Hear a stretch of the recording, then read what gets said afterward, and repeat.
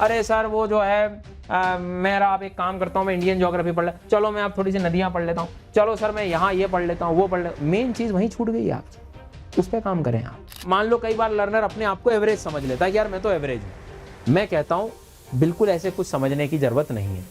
कई बार आप देखते हो कि हमारे आसपास की सोसाइटी हमारी जो कमियां हैं, जो हमारी वीकनेस है, उसको समझ के हमें एवरेज बना देती है, लेकिन आपके असली पोटेंशियल पर तो वो ध्यान ही नहीं देती।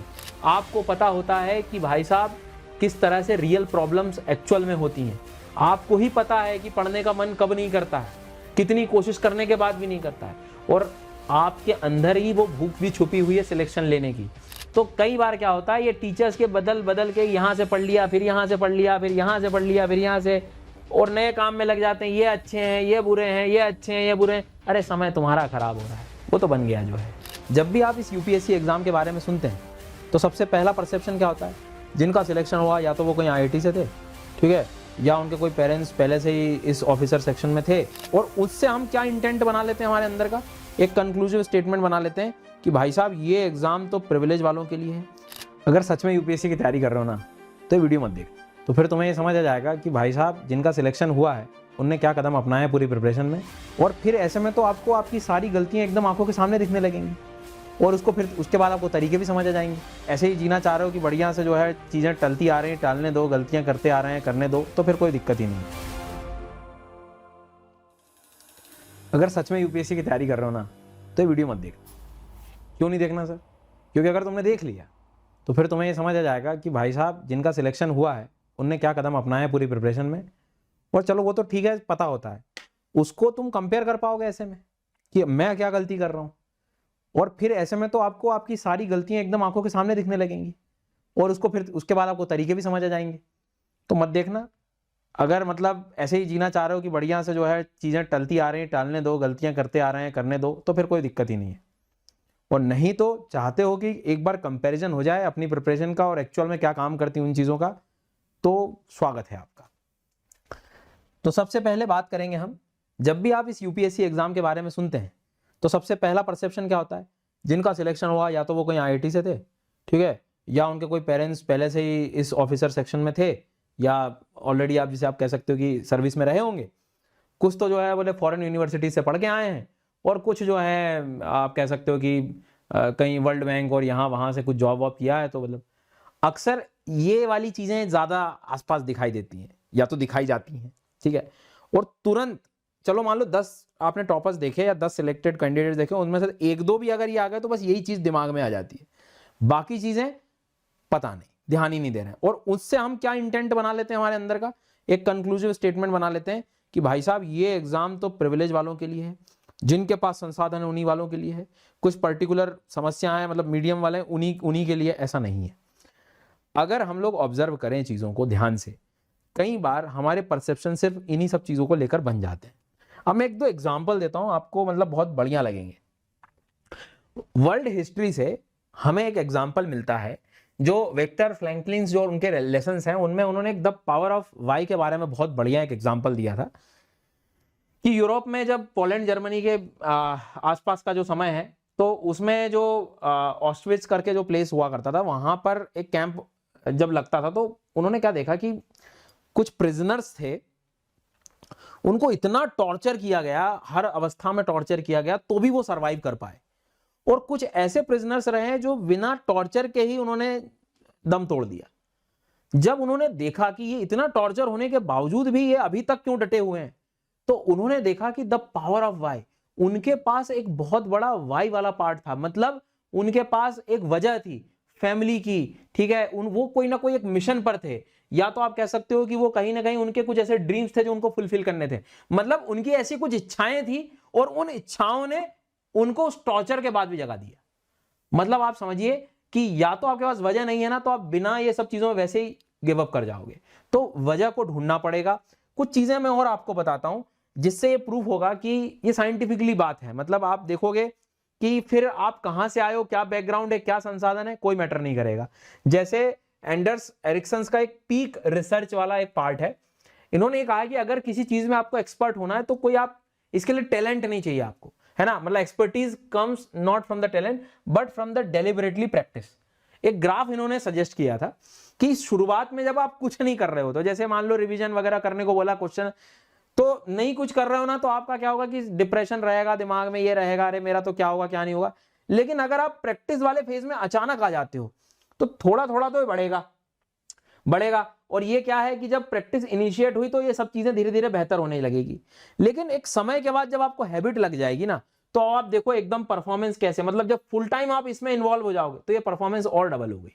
तो कहने का मतलब ये है कि पीक परफॉर्मेंस से और प्रैक्टिस से ये सारी चीजें आसान बनाई जा सकती है, न कि कोई एक अलग से आपको टैलेंट चाहिए। और इसने हमें क्या प्रूव किया कि अगर तुम्हारे पास वाई वाला फैक्टर है तो तुम मतलब क्या नहीं कर सकते, क्या चीज अचीव नहीं कर सकते। स्कॉलरशिप टेस्ट हो रहा है आपके लिए, फ्री टेस्ट है, दे देना, नीचे लिंक है, कार वगैरह भी मिल रहा है इस बार तो, मतलब सबसे इस साल का सबसे बड़ा मतलब रिवॉर्ड मिलने वाला है, स्कॉलरशिप टेस्ट होने वाला है यूपीएससी एस्पिरेंट्स के लिए। तो प्रतिभावान छात्र छात्राएं इस टेस्ट को दें और अपने गारंटेड स्कॉलरशिप रिवॉर्ड्स वगैरह लें, और इसमें आपको जो है बाकी ये इनाम वगैरह तो मिल ही रहे हैं बेटा। दूसरी इंपॉर्टेंट बात यहां पर मैं डिस्कस करना चाहूंगा आपसे कि एक जो मान लो कई बार लर्नर अपने आप को एवरेज समझ लेता है कि यार मैं तो एवरेज हूं, मैं कहता हूं बिल्कुल ऐसे कुछ समझने की जरूरत नहीं है। कई बार आप देखते हो कि हमारे आसपास की सोसाइटी हमारी जो कमियां हैं, जो हमारी वीकनेस है, उसको समझ के हमें एवरेज बना देती है, लेकिन आपके असली पोटेंशियल पर तो वो ध्यान ही नहीं देती। आपके असली पोटेंशियल क्या है? आपके असली पोटेंशियल है आपको वो समय जो याद है स्ट्रगल वाला, वो चीज आपको याद है, क्या होता है स्ट्रगल वो चीज याद है, आप उससे गुजर चुके हो, ये आपकी एक सुपर पावर है, मैं तो कह रहा हूं। ठीक है, आपको पता होता है कि भाई साहब किस तरह से रियल प्रॉब्लम्स एक्चुअल में होती हैं, आपको ही पता है कि पढ़ने का मन कब नहीं करता है, कितनी कोशिश करने के बाद भी नहीं करता है, और आपके अंदर ही वो भूख भी छुपी हुई है सिलेक्शन लेने की। जी हाँ, कि कोई भी चीज जो पाना है, वो जीतने वाली जो भूख है वो आपके अंदर ही है। ये इनफैक्ट आपकी तुम्हें लगता है प्रॉब्लम, ये मैं कहता हूं आपके अंदर ही सुपर पावर्स है, इनको आपको थोड़ा सा यूज करना है। तो अब मैं ऐसे कंपैरिजन आपको बताने वाला हूं जिसकी मदद से आप अपने आप को चेक कर लो, जो लोग मतलब सिलेक्ट होते हैं उसकी मतलब आप कंपेयर जब करोगे तो आपको जो है चीजें बहुत जल्दी कनेक्ट हो जाएंगी। आगे बढ़ने से पहले जैसे सबसे पहला कंपैरिजन हम बात करेंगे बैकलॉग और बाउंस बैक वाली कहानी। अगर जो जितने भी टॉपर्स हुए हैं, जितने भी सिलेक्टेड कैंडिडेट, उनसे आप बात कर लो, अगर उनसे बात करोगे कि जब बीच में कई कई बार ऐसा समय अभी आता होगा कि आपकी प्रिपरेशन 3-4 दिनों के लिए रुक जाती होगी, तो फिर क्या करते हो आप? तो अभी नॉर्मली जो तनाव में है वो क्या करता है, अरे सर मेरी तो प्रिपरेशन रुक गई, अब दोबारा कैसे चालू करूं, इतना सारा बैकलॉग इकट्ठा हो गया, बड़ी समस्याएं शुरू हो गई, कैसे काम होगा। तो वो बैकलॉग पे बैकलॉग इकट्ठा करता जाता है और डिप्रेशन क्रिएट होते रहता है, दिमाग में टेंशन शुरू हो जाती है, एंग्जाइटी शुरू हो जाती है, और इनकंसिस्टेंसी आकर पूरा सब कुछ समाप्त।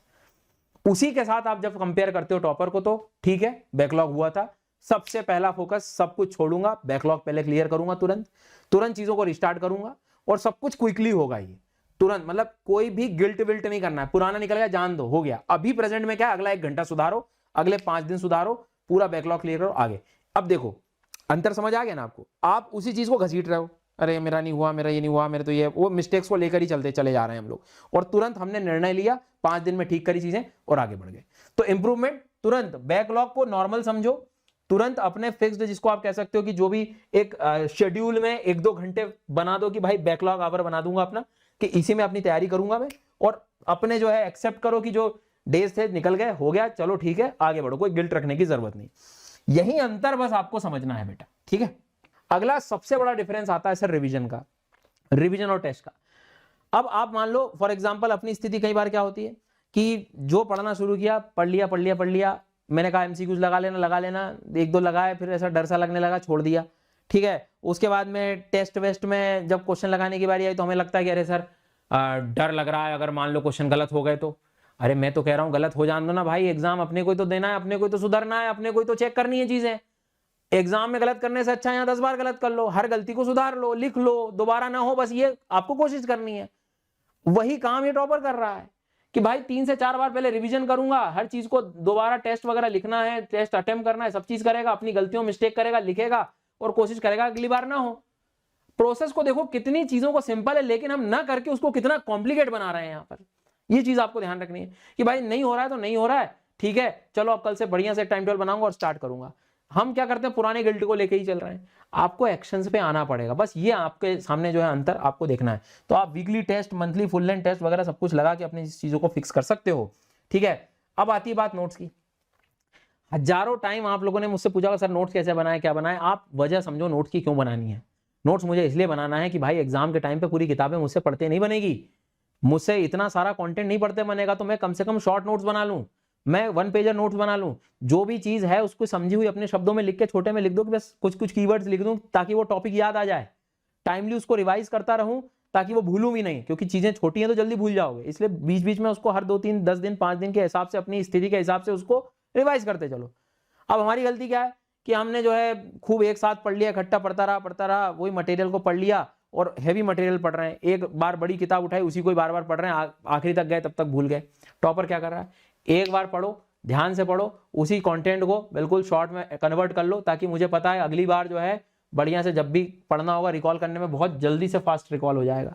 अब जब फास्ट रिकॉल हो जाएगा उसी को तुम रिवीजन कहते हो। अब हैवी चीजें पढ़ने में ना तो हिम्मत होती है, ना सब इतनी बड़ी बड़ी किताब की दोबारा हिम्मत होती नहीं है, दोबारा डबल से क्लास लेने की हिम्मत नहीं होती, फिर से वही साइकिल, मेरा नहीं हुआ तो क्या होगा, मैं कैसे करूंगा, मेरे से तो सिलेबस नहीं हो रहा है, मेरे तो रिवीजन नहीं हो रहा है। आपके हथियार कमजोर हो गए साहब, इसको मेहनत करिए, इस पर ध्यान दीजिए। जी हाँ, तो बस सिंपल है, शॉर्ट नोट्स पर आप काम करें, दूसरी तीसरी रीडिंग करने के बाद उसको बेहतर करें, समझने के बाद उसको छोटा बनाएं और उसके बाद में फिर जो है पढ़ना शुरू करें। सब्जेक्ट कंप्लीशन, ओ भाई साहब ये तो अलग ही कहानी चल रही है। सब्जेक्ट शुरू करूंगा जोश जोश में और आधे आधे में कहीं मान लो ये हो गया, ये उत्सव आ गया, त्योहार आ गया, 2-3 दिन गैप किया, वो गैप कर ही दिया तो कर ही दिया, गया सब्जेक्ट। 15-20 दिन हो गए, अब दोबारा शुरू करूंगा, दोबारा से स्टार्ट करूंगा, फिर से स्टार्ट करूंगा, फिर कुछ आ जाएगा, फिर सब्जेक्ट। 7 से 8 महीने निकाल देता हूँ, गिनती के 2 से 3 सब्जेक्ट चल रहे होते हैं, आधे अधूरे, कभी आगे का याद है, कोई पुराना याद है, पीछे का याद है, आगे का नहीं याद आ रहा है, घबराहट हो रही, खत्म। टॉपर क्या कर रहा है, सब्जेक्ट उठाऊंगा, टाइमलाइन सेट करूंगा, कंप्लीट करूंगा, नोट्स तैयार करूंगा, टाइम से एमसीक्यूज लगाऊंगा, टाइम से रिवीजन करूंगा, बस। चाहे फिर वो जीएस का हो चाहे ऑप्शनल का हो, आपको चीजें सेट करनी होगी टाइम के हिसाब से। लापरवाही का तो एक जरा सा भी यहां पर कोई भी गुंजाइश नहीं है सर। तुरंत अलग हो जाओगे आप कंपटीशन से, तुरंत हो जाओगे एग्जाम की प्रिपरेशन से अलग। आपको अपनी स्थिति को पहचानना होगा, ये अंतर है भैया। अपनी गलती को स्वीकारो और आगे बढ़ो। अब क्या होगा, आगे बढ़ते हैं, टीचर्स की कहानी शुरू करते हैं। अब क्या होता है कि कुछ दिन आपने पढ़ा, 1-2 दिन पढ़ा, अरे नहीं मजा आया, या यहाँ वहां के रिव्यू पढ़ लिए, इधर उधर के रिव्यू पढ़ लिए। अरे भाई जिस शिक्षक ने अपना 8-9 साल लगा दिया होगा तो कुछ तो अनुभव रहा होगा उसके पास, कुछ तो उसने चीजों को क्रिएट किया होगा, कुछ तो बच्चों के लिए आसान बनाया होगा। थोड़ी देर धैर्य रख के सुन के कोशिश तो करें आप। तो कई बार क्या होता है, ये टीचर्स के बदल बदल के यहाँ से पढ़ लिया, फिर यहाँ से पढ़ लिया, फिर यहाँ से पढ़ लिया, फिर यहाँ से, और नए काम में लग जाते हैं, ये अच्छे हैं, ये बुरे हैं, ये अच्छे हैं, ये बुरे हैं। अरे समय तुम्हारा खराब हो रहा है, वो तो बन गया जो है।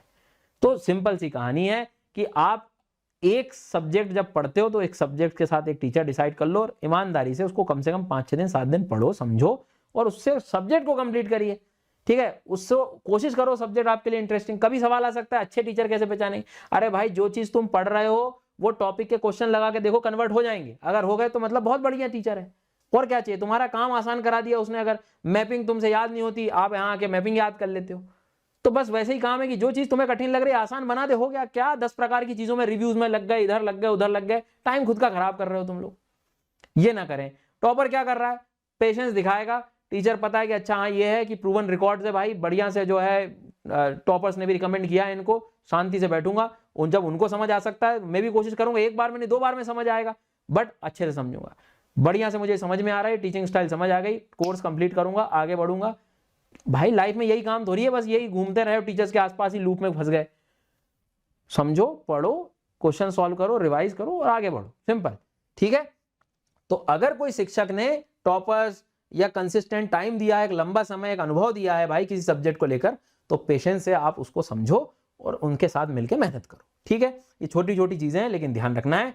और भाई शेड्यूलिंग, कंसिस्टेंसी, टॉपर का तो भाई वो तो पागलपन है, ठीक है। वो हर दिन शेड्यूल को जो है फॉलो करेगा, हर दिन उसका प्लान होता है, वीकली प्लान होता है, कुछ मंथली प्लान होता है, और सबसे बड़ी बात अकाउंटेबिलिटी होती है उसके पास कि मैंने जो तय किया था समय सीमा में उतनी चीजें मैंने पढ़ी कि नहीं, अगर पढ़ ली तो इसी को कंटिन्यू करूंगा, नहीं पढ़ पाए तो पहले उसको कवर करूंगा मैं। आपको पता होता है 99% टाइम कि मेरी गलती कहां हो रही है, उसको बस मुझे किसी दूसरे के मुख से सुनना होता है कि सर आके बोल दें कि बेटा तेरी ये गलती है। जबकि असली बात हमें सब कुछ पता होता है कि भाई ये सब्जेक्ट का रिवीजन बहुत दिन हो गया नहीं किया, इसके क्वेश्चन मुझसे ठीक से कवर नहीं हो रहे हैं, ये सब्जेक्ट का ये टॉपिक मुझे सबसे ज्यादा प्रॉब्लम कर रहा है, तो उसको ठीक करो, उसको ठीक करो आप। अब वो गलतियों के रूप में हम क्या स्वीकारते हैं, अरे सर वो जो है मेरा आप एक काम करता हूं, मैं इंडियन ज्योग्राफी पढ़ ले, चलो मैं आप थोड़ी सी नदियां पढ़ लेता हूं, चलो सर मैं यहां ये पढ़ लेता हूं, वो पढ़ लेता हूं। मेन चीज वहीं छूट गई आपकी, उस पर काम करें आप। तो प्रॉपर एक शेड्यूल बनाए, एक हैबिट बनाए, अपनी आदतों को जरा ठीक करें।